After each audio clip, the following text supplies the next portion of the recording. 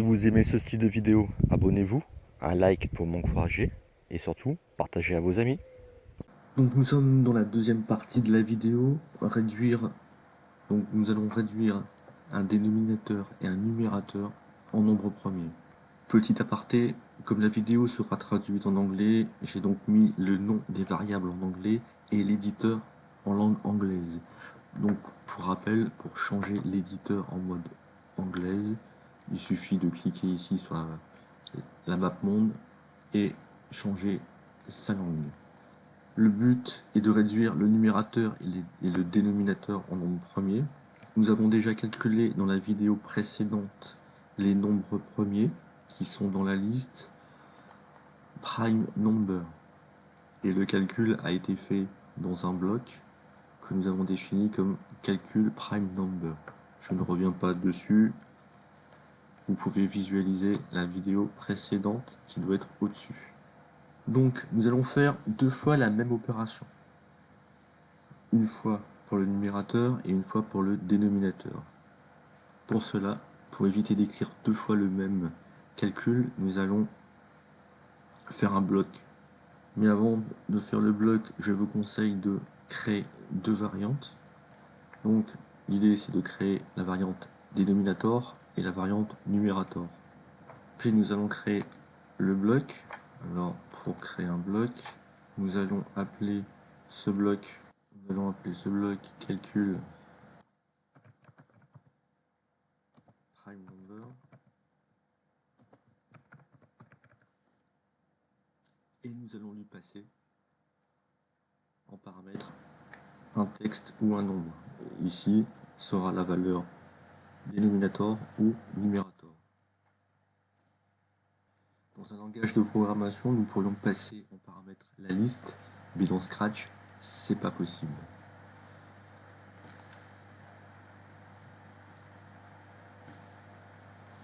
Ensuite, nous allons créer nos deux listes. Une liste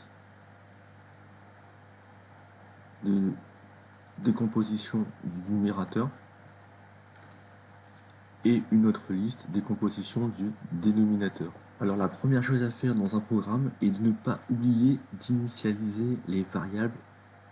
Donc nous allons initialiser, ici plutôt effacer le contenu des deux listes.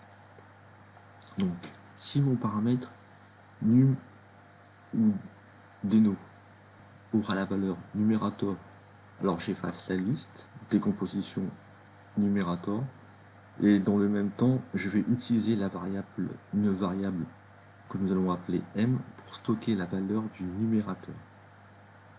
Et je ferai de même si mon paramètre numDeno aura la valeur dénominator, alors j'effacerai la liste décomposition dénominator, et dans le même temps, je vais utiliser la variable m pour stocker la valeur du dénominateur cette fois. Donc allons-y, nous allons faire les conditions. Si mon paramètre, donc mon opérateur, si mon paramètre ici aura la valeur numérateur,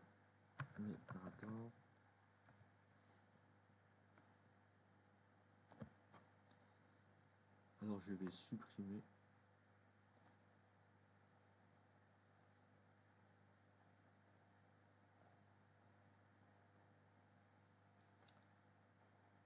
je vais faire un delete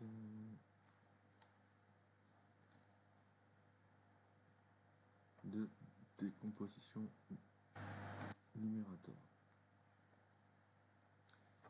Et j'ai dit que je vais utiliser la variable m. Donc je vais initialiser la variable m à numérator.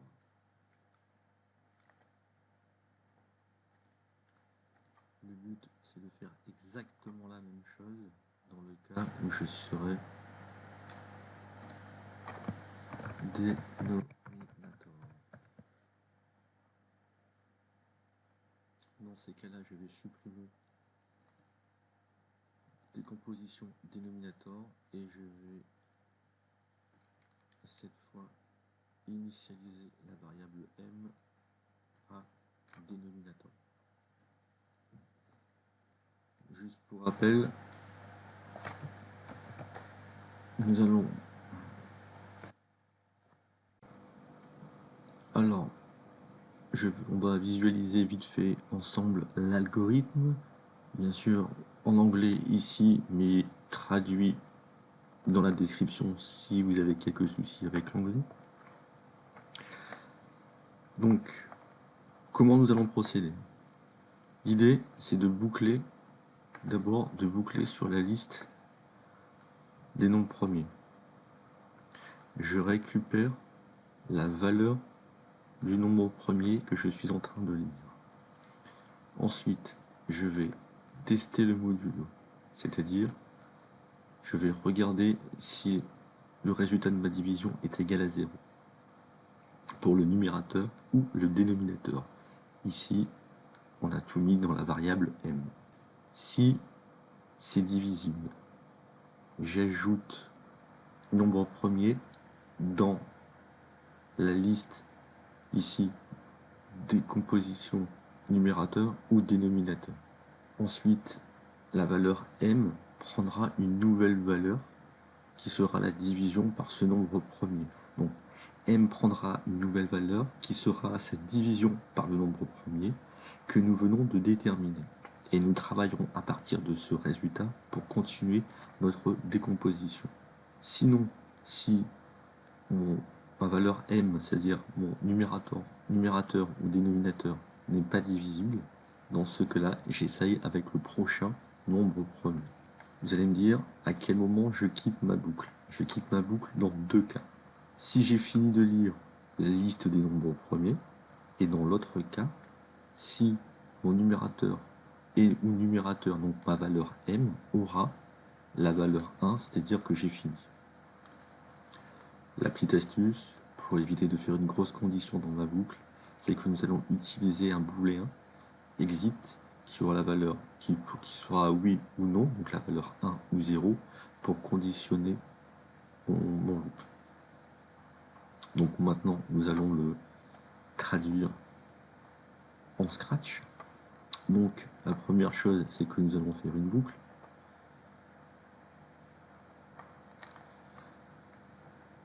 Donc nous allons utiliser le répéter jusqu'à ce que nous allons récupérer le premier prime number, c'est-à-dire le premier nombre premier de notre liste. Donc pour cela,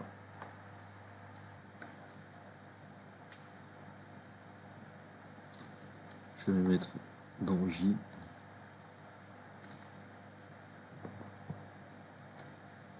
la valeur de mon élément.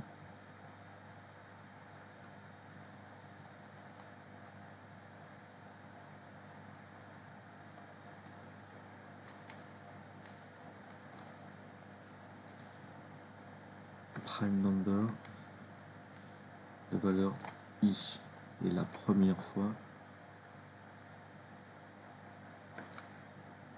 Je vais initialiser I à 1.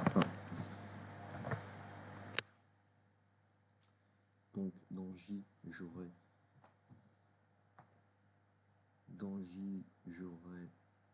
la valeur de j'aurai la valeur 2. Et je vais conditionner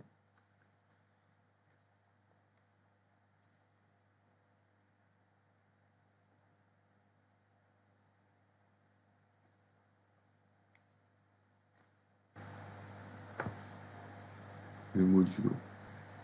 Donc si le modulo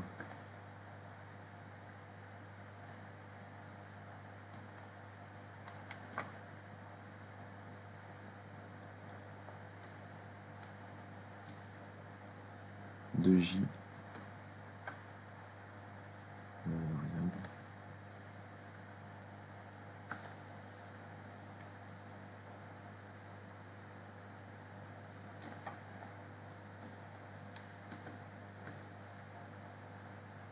si le modulo de mon numérateur ou dénominateur est divisible par mon nombre premier, et ça c'est égal à 0, c'est-à-dire que je suis divisible.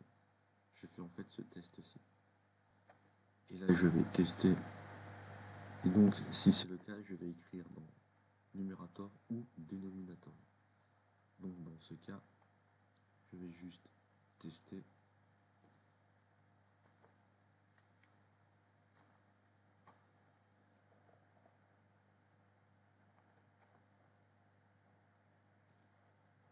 Si mon paramètre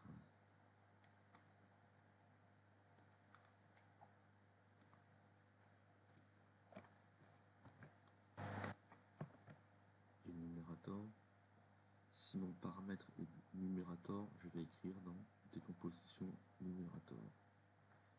Donc je vais ajouter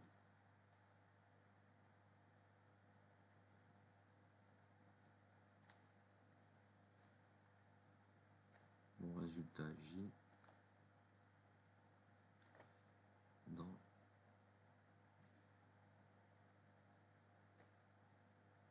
le numérateur, dans ma liste décomposition numérateur.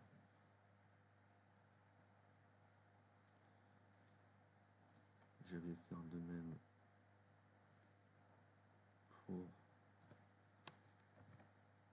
dans le cas où je serai dans le cas du dénominateur. Et là, je vais écrire dans décomposition dénominateur.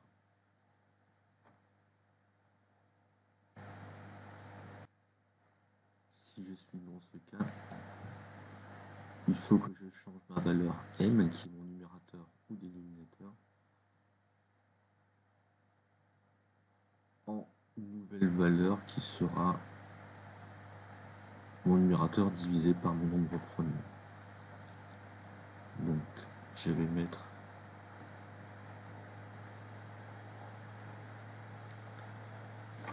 ici m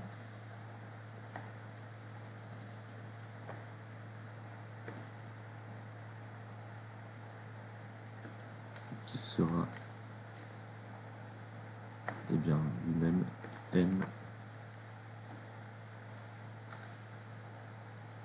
divisé par le nombre premier. Et ainsi m aura une nouvelle valeur. Sinon, eh ben, je boucle sur mon prime number, ma liste de nombres premiers, et je vais passer i à i plus 1. Donc opérateur, je vais faire un change. Hop.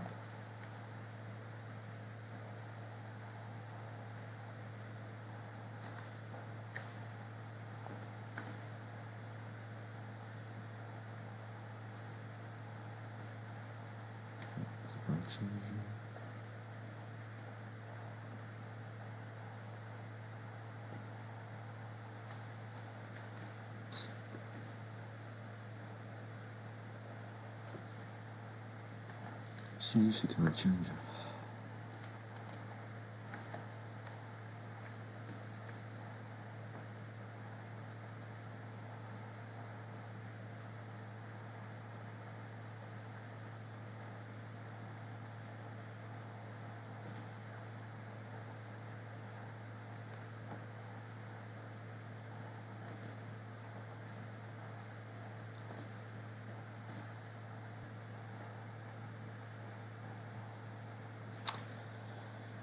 Ok, maintenant il ne me reste plus qu'à déterminer comment en fait je vais sortir de ma boucle. Donc nous avons dit que nous sortons de la boucle quand la liste, nous avons fini de lire toute la liste donc, des numéros de la prime number. Donc on aura fini quand nous aurons bouclé 1229 fois, c'est-à-dire quand i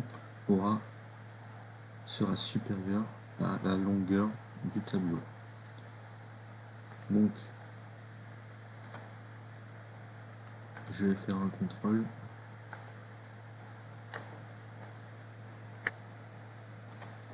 Donc si I est supérieur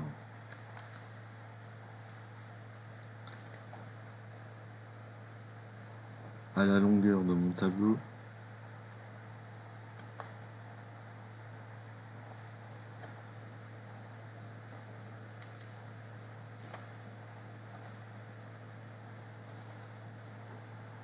il faut que je sorte. Et l'autre condition, c'est si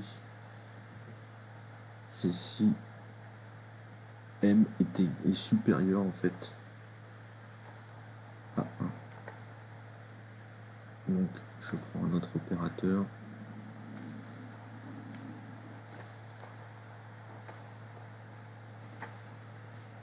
Si 1 est supérieur à M, à mon dénominateur ou mon numérateur, c'est-à-dire que je suis aussi arrivé à la fin, je sors. Donc je sors dans soit ce cas-là, soit ce cas-là. Donc ce sera un contrôle, un opérateur ou, donc je vais sortir soit dans ce cas, soit dans ce cas. Ok, je me mets juste avant la boucle et je vais initialiser une variable que j'aurais appelée exit. Donc en fait ma variable exit aura la valeur 1 ou 0 pour conditionner mon loop. Donc mon loop ici, ma variable exit, je vais la créer.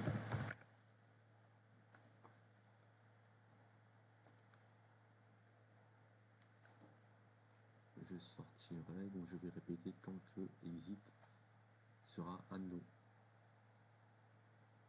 Je vais répéter jusqu'à ce que exit passe à oui, de sortir à oui. Et oui, c'est 1.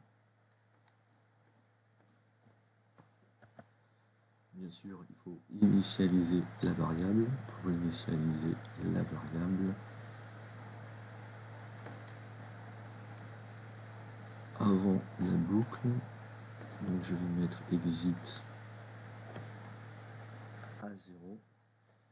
Et ici, je vais passer exit à 1 pour sortir de la boucle. Je vais rajouter mon bloc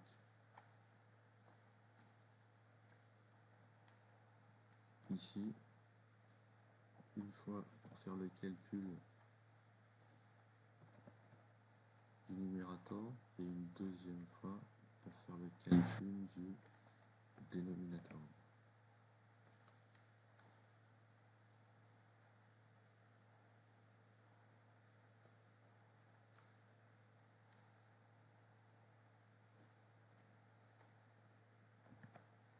Donc c'est pas calcul prime number, c'est calcul de décomposition.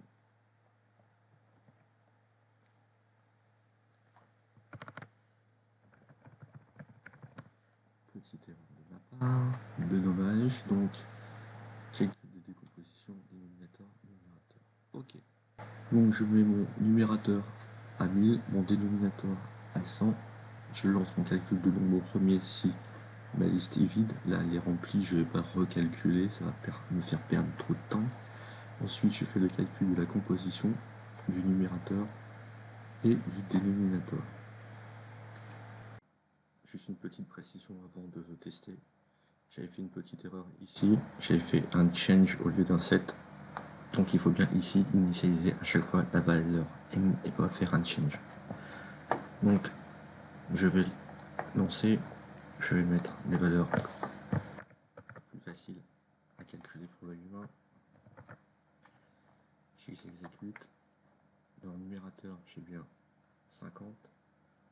2 x 5, 10 x 5, 50. Et en dénominateur, j'ai bien 20. 2 x 2, 4 x 5, 20. Le compte est bon. On attend de la troisième vidéo pour faire une réduction de fractions. Si vous aimez ce style de vidéo, abonnez-vous, un like pour m'encourager et surtout, partagez à vos amis.